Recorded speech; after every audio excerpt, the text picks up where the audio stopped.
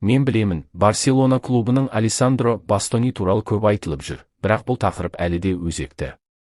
Қазіргі таңда дәл осы ойыншы клуб үшін орталық қорғаушы позициясындағы басты мақсат болып қала береді. Испаниялық дереккөздерде футболшының ауысуға келісім бергені айтылғанымен, келісім әлі жасалған жоқ. Кей мәліметтер бойынша Барселона шамамен 45 миллион еуро ұсынған, бірақ Интер Милан оны қабылдамай 60 миллионға жуық сома күтуде. Басқа ақпараттарға қарағанда, клубтар бастапқы бағаға әлі келіспеген, ал Миланда 50 миллионда жеткіліксіз болуы мүмкін екенін аңғартып отыр. Сонымен қатар, Алессандро Бастони төңірегінде Италия ұлттық құрамасы айналасындағы дау-дамайдан кейін шу күшейді. Тіпті Джузеппе Бергами ойыншыға қауіпсіздік үшін Италиядан кеткен дұрыс болуы мүмкін деп пікір білдірді. Алайда бұл видеода мен тек Бастони туралы емес, соңғы қауесеттер бойынша Барселона қызығушылық танытып отырған тағы 5 қорғаушы жайлы да айтып өтемін. Достар, ыңғайланып отырыңыздар, бастаймыз. Бұл жазғы үлкен шолуымыздағы алғашқы қауесет. Соңғы кезге дейін көп айтылмаған позицияға қорғаныстың қапталдарына қатысты Mundo Deportivo және италиялық дереккөздердің мәліметінше, Барселонаның шорт-листіне Андреа Камбиазо енген. Ол 26 жастағы италиялық қорғаушы. Клуб оны әмбебаптығы үшін жоғары бағалап отыр. Камбиазо екі қапталда да ойнай алады, шабуылда белсенділік көрсетеді және қорғаныста да сенімді.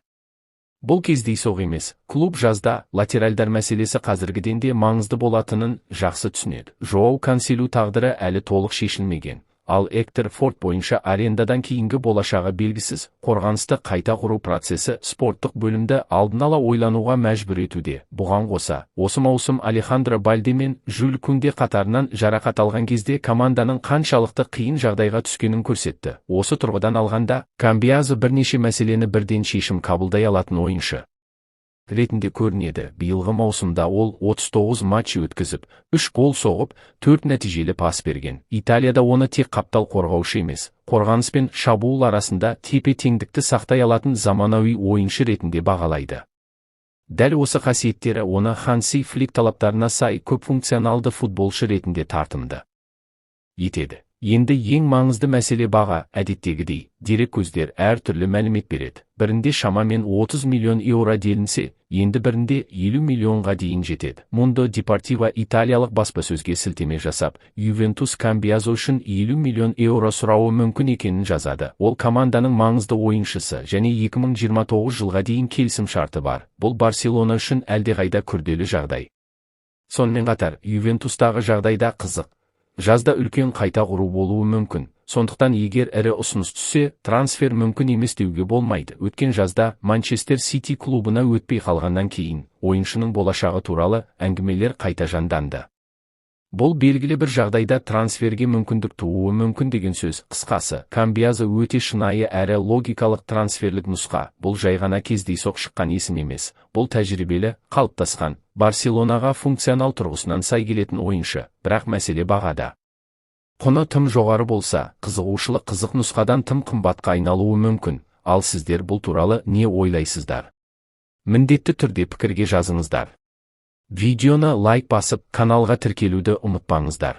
Бұл шолудағы екінші қауесет бізді Англияға алып барады. Мұнда Барселона трансфер нарығында күтпеген мүмкіндікке ие болды. Марка мәліметінше, Тоттенхэм Хотспур қорғаушысы Кристиан Ромеро келісім шартында арнайы клаусула бар. Оны небәрі 60 миллион еуроға іске қосуға болады. Бірақ бұл қарапайым шарт емес.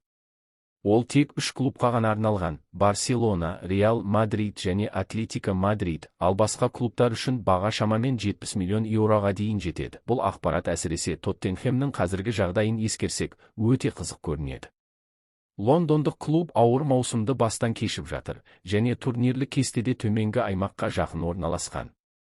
Мұндай жағдайда команданың көшбасшылары жазда сатылымға шығуы мүмкін. Осы себепті Ромеро қазір Барселона үшін орталық қорғаныстағы балама нұсқалардың бірі ретінде қарастырылып отыр. Клуб ұзақ мерзімді сенімді қорғаушы іздеуде, ал аргентиналық ойыншы бұл талаптарға сай келеді. Оның жоғары деңгейдегі тәжірибесі бар, ойыны қатаң, көшбасшылық қасиеттері айқын және Барселонаның жас қорғаныс шебін тұрақтандыра алады. Дегенмен, бұл нұсқа әзірге негізгі емес екенін түсіну маңызды. Басты мақсат Алессандро Бастони. Барлық трансферлік жоспарлар дәл осы ойыншыға бағытталған. Сондықтан Ромеро тек қосымша жоспар, Егер Интермен келіссөздер тым күрделі немесе қаржылық тұрғыдан тиімсіз болып кетсе, үшінші қауесет бізді қайтадан орталық қорғанысқа келеді. Бірақ бұл жолы жаңа есіммен. Спорт мәліметінше, Барселона Алессандро Бастони бойынша жұмыс істей отырып, қатарынан басқа нұсқаларды да қарастыруда. Солардың бірі Эван Дика, ол Рома командасының 26 жастағы орталық қорғаушысы. Бұл жағдайда әңгіме жай ғана қызығушылық туралы емес. Мәліметтерге қарағанда, Барселона ойыншының жағдайын нақтырақ түсіну үшін алғашқы байланыстарды да орнатқан. Яғни, бұл трансфер клуб ішінде шын мәнінде қарастырылып жатыр дегенмен, басымдық өзгермейді. Басты мақсат Бастони, бірақ клуб өзін сақтандырып, балама нұсқаларды қатар жүргізуде. Сол жерде Дика пайда болады. Оның профилі де команда талаптарына сай, физикалық тұрғыдан мықты, тәжірибелі және қорғанысқа тұрақтылық қосалады. Алайда мұнда тағы бір маңызды фактор бар: бәсекелестік. Сол дереккөздердің айтуынша, Эван Дика бірнеше топ клубтардың назарында, олардың қатарында Тоттенхэм Хотспур, Ливерпуль, Манчестер Юнайтед және Бавария бар. Бұл трансферді әлдеқайда күрделі етеді. Өйткені Барселона тек өз қалауын ғана емес, басқа ірі клубтармен бәсекені де ескеруі керек. Тағы бір маңызды мәселе — Романың ұстанымы. Клуб негізгі қорғаушыларының бірін оңай жібергісі келмейді және тек 45 миллион еуродан жоғары ұсыныстарды ғана қарастыруға дайын. Бұл Барселона міндетті түрде ескеруі тиіс. Шек, ал төртінші қауесет аса танымал емес, бірақ өте қызықты есімге байланысты. Бұл 21 жастағы Марко Пелегрино. Спорт мәліметінше, каталондық клуб оны жазғы трансфер алдында өз шорт-листіне қосқан. Бұл қызығушылық кездейсоқ емес. Барселона оның ойынын бақылау үшін скауттар жіберген. Ал Mundo Deportivo бұл ақпаратты растайды. Яғни, клуб ойыншыны нақты бақылауда ұстап отыр. Атап айтқанда, клуб өкілдерінің бірі Кальяри мен Наполи арасындағы матчқа арнайы барып, ойыншыны тікелей бақылаған. Бұл Барселонаның жұмыс тәсілін айқын көрсетеді. Қазіргі таңда Барселона үшін басты басымдық шабуылшы мен сол аяқпен ойнайтын орталық қорғаушы.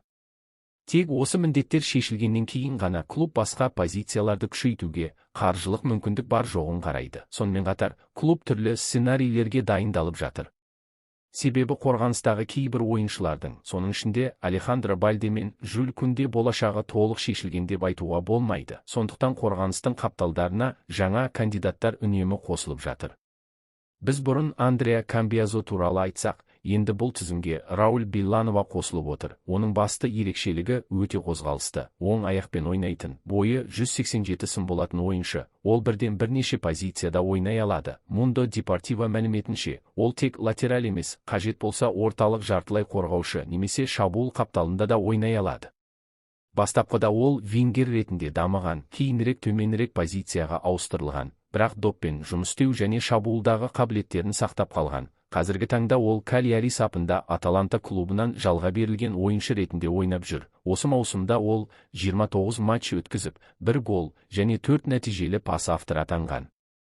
Сонымен қатар, ол 2 рет Италия ұлттық құрамасы сапына шақырту алған. Бұл оның әлеуетіне жоғары баға берілетінін көрсетеді. Бірақ мұнда маңызды жайт бар: Барселона жалғыз емес, италиялық баспасөз басқа да топ клубтардың қызығушылығын атап өтеді. Әсіресе Интер Милан тарапынан қызығушылық бар. Олар тіпті шамамен 35 мың еуро бөлуге дайын болған. Сонымен қатар, Ливерпуль клубының 20 мың еуролық ұсынысы бұрын қабылданбағаны айтылды. Ал кеңірек қарастырғанда Ювентус, Интер Милан және Челси де ойыншыны бақылауда ұстап отыр. Ал 5-ші қауесет қайтадан қорғаныс қапталдарына қатысты. Бірақ бұл жолы әлдеқайда таныс әрі символдық нұсқа туралы. Диара Спорт мәліметінше, Барселонаның спорт директоры Дику Алехандро Гримальдоны осы позицияны күшейтудің негізгі кандидаттарының бірі ретінде белгілеген. Бұл жерде контекст өте маңызды.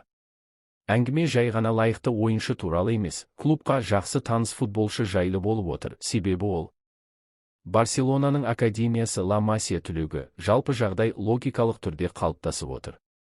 Қыста Жоау Канселу трансфері қапталдағы тереңдіктің қаншалықты маңызды екенін көрсетті. Ал Алехандро Балде мен Жюль Кунде жарақаттары бұл позицияда сенімді баламалардың жетіспейтінін айқындады. Сонымен қатар, Канселудің болашағы әлі белгісіз. Осы жағдайда Гримальдо өте ыңғайлы нұсқа ретінде көрінеді. Қазір ол Байер Ливеркузен сапында ойнайды. Келісім шарты 2027 жылға дейін жарамды. Алайда спорт ақпараты бойынша, оны осы жазда 15 мың еуродан төмен сомаға алу мүмкіндігі бар. Ал клаусуласы шамамен 20 000 евроны құрайды. Бірақ нақты келіссөздер одан да төмен бағадан басталуы мүмкін. Мұнда негізгі фактор баға. Қаржылық шектеулер жағдайында Барселона тек мықты ойыншыларды ғана емес, тиімді мүмкіндіктерді де іздейді. Ал Гримальдо дәл сондай санатқа кіреді. Тәжірибелі ойыншы, жоғары деңгейде көп матч өткізген. Португалия мен Германияда 300-ге жуық ойын және салыстырмалы түрде қолжетімді трансфер